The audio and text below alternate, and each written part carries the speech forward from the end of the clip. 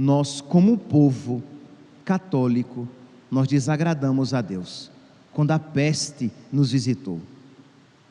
Mas sempre depois da peste vem a guerra, e depois da guerra vem a fome. É este o ciclo que a Sagrada Escritura nos apresenta, e nós precisamos, meus santos, em cada circunstância da vida, nós precisamos estar fiéis a Deus, unidos a Deus, fazendo com que a nossa fé cresça cada vez mais, senão nós iremos decaindo e regredindo cada vez mais na nossa vida espiritual, na nossa vida de intimidade com Deus, e iremos ter que dizer cada vez mais, como Misael, Ananias e Azarias: tudo isso, Senhor, tem acontecido por causa dos nossos pecados. E meus irmãos, nós como igreja precisamos sim fazer penitência pelos nossos muitos pecados. O quanto, meus santos, nós temos nos afastado de nosso Senhor. E aqui eu digo, você não vai simplesmente dizer: ah, padre, mas eu pessoalmente não tenho feito isso. Mas nós temos isso praticado. Nós, como homens e mulheres de igreja, nós como pastores da igreja. Imagine, meus santos, quanta ofensa a Deus e quanta tristeza a Deus temos causado quando sacerdotes não mais ensinam a doutrina verdadeira, não mais ensinam aquilo que a igreja há mais de 2000 anos sempre ensinou, aquilo que está fundamentado na Sagrada Escritura, na tradição e no magistério de sempre da igreja, aquilo no qual os santos acreditaram, ao ponto de padres no púlpito dizerem que aquilo que sempre foi pecado não mais o é. O que é isso? Não é isso quando um sacerdote, um grande sacerdote, é capaz de celebrar uma missa queer, isto é, uma missa gay, e dizendo que se alegra muito de, em várias paróquias da sua diocese, isso estar presente, quer dizer, incutindo na mentalidade das pessoas de que as práticas homossexuais são tão lícitas como as práticas que são realizadas dentro de um santo matrimônio. É de o queixo cair e você dizer: mas como alguém pode celebrar uma missa assim e chegar ao conhecimento de muitos? E isso é um pecado que, como diria o catecismo de antigamente, que os nossos avós aprenderam, é um pecado quebrada ao céu por justiça. Quando grandes sacerdotes isso fazem, quando padres dizem: venham todos os homossexuais, venham para receber a bênção, nós queremos abençoar a união de vocês. Isso é feito, mas é muito fácil nós olharmos e dizermos: nossa, que pecado horroroso, e é verdade, que pecado horroroso. Mas quando nós, no nosso dia a dia, nós fazemos um silêncio culposo, quando as pessoas perguntam a nossa opinião, e porque nós não queremos sair feios na fotografia, nós preferimos nos excusar, nos ausentar, não emitir juízo, porque o que vão pensar de mim, se eu me disser claramente cristão, católico, e disser: olha, isso é pecado. Em tantas ocasiões da nossa vida, nós cristãos católicos temos sido omissos. Nos anticoncepcionais, quantas famílias católicas fazem uso de anticoncepcional, e quantos pais e mães aconselham os seus filhos ao uso de anticoncepcional. O quanto eu tenho ouvido famílias, graças a Deus, que querem ser generosas, abertas à vida, e a dor que eles têm, uma das dores é: padre, meu pai, minha mãe, meus irmãos de igreja, tá? Têm me criticado, porque me chamado de irresponsável, porque eu tenho 3 filhos, porque eu quero um 4º filho.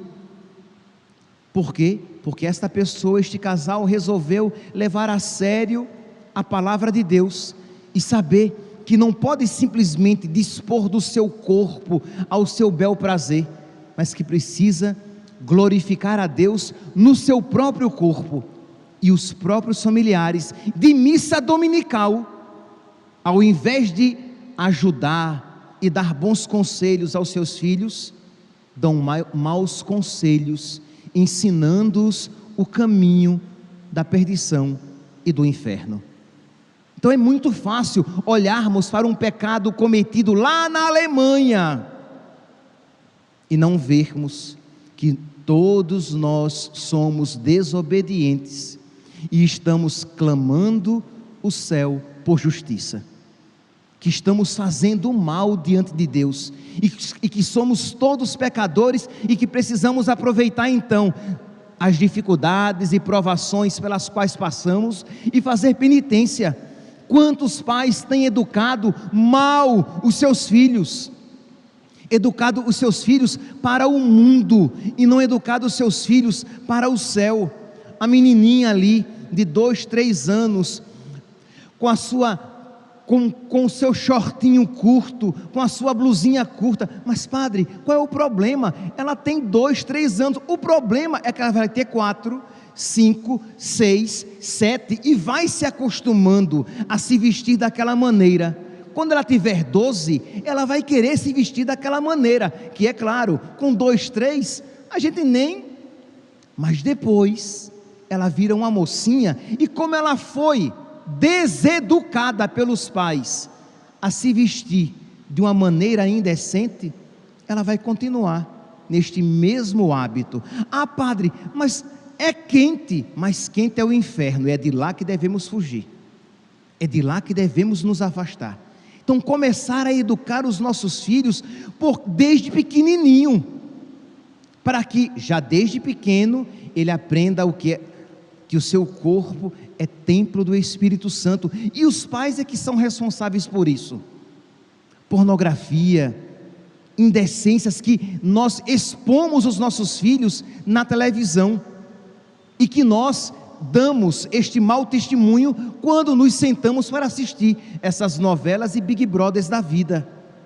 Quer dizer, que exemplo você está dando aos seus filhos? Aí você depois critica, porque o padre, que também é um miserável e filho desta geração miserável, ele vai dizer que sexo fora do casamento e masturbação não são pecado. É verdade que o padre é um miserável, mas ele é tão miserável quanto você também, que tem agido de maneira semelhante na educação dos seus filhos, porque todos querem viver o evangelho segundo a sua cabeça, e não viver toda a palavra de Deus. Não ficar escolhendo o que é mais fácil e o que é mais agradável. Quando você, nutrindo, guardando, alimentando mágoa no seu coração, quando você, apegado aos seus bens, é incapaz de fazer caridade para os outros, e quando faz, é miseravelmente. Isto é, você faz de uma maneira mesquinha e humilhante para quem recebe. Isto é, você não trata o mendigo como um irmão, você trata o mendigo como uma pessoa incômoda, você já o humilha quando com ele se encontra, e quando você dá aquela moedinha miserável, mais ainda o humilha. Quando a sua fé diz que é Cristo que vem visitar você, aí você escolhe simplesmente agir segundo as suas paixões e não segundo a palavra de Deus. Quando um irmão chato, inconveniente, pecador, ele fere você e você diz: eu nunca mais vou perdoar esse miserável, esse filho da gota serena, como diria um nordestino enraivecido. E você ouve o evangelho de hoje dizendo: perdoe 70 vezes 7, porque é assim que Deus perdoa você. E a maneira como o Evangelho termina é assim que o meu Pai que está nos céus fará convosco, se cada um não perdoar de coração o seu irmão. Isto é, se você então trata assim quem mal faz a você, Deus tratará assim você que mal faz a Ele. Porque nós maltratamos Deus, magoamos Deus, humilhamos Deus com os nossos pecados. Percebe, meus santos, que nós precisamos então bater no peito e dizer: Senhor, eu sou um miserável, a minha vida cristã tem sido tão medíocre, tão superficial, tão baixa. Eu te suplico, Senhor, misericórdia. Eu aceito, Senhor, eu aceito fazer penitência, e aquelas dificuldades, repito e vou terminando, aquelas dificuldades que visitam você, você vai então fazendo penitência e oferecendo por você pecador e pelos pecadores, mas também você vai buscando outras penitências, sendo generoso nas suas penitências e oferecendo. Imagine, meus santos, nós estamos aí com a guerra, né, da Ucrânia e da Rússia, e sexta-feira agora, o Papa Francisco, juntamente com o Papa Emérito Bento XVI e os bispos do mundo inteiro, vão consagrar a Rússia e a Ucrânia à Virgem Maria, a Nossa Senhora. E Nossa Senhora de Fátima, que a imagem que chegou à Ucrânia é de Nossa Senhora de Fátima, que diz que muitos pecadores se perdem porque não há quem por eles faça penitência. A pergunta é: nós estamos fazendo penitência por eles? Muitos não estão fazendo penitência nem por si, quanto mais pelos outros. Muitos não estão pensando nem na própria salvação, quanto mais na salvação alheia. Percebe como estamos distantes do coração católico, que a expressão maior é o coração da Virgem Maria e o coração de São José. Peçamos, meus santos, peçamos a Deus, por intercessão de Nossa Senhora e de São José, que nós tenhamos um coração verdadeiramente católico, que nós nos alimentemos com a doutrina verdadeiramente católica, que nós formemos e eduquemos aqueles que estão sob a nossa responsabilidade com a doutrina verdadeiramente católica, para que nós possamos ser instrumento de Deus e instrumento de salvação para nós e para todos aqueles que de nós se aproximarem. Que Nossa Senhora e São José intercedam por nós no meio desta quaresma que nós estamos vivendo. Louvado seja nosso Senhor Jesus Cristo, para sempre seja louvado.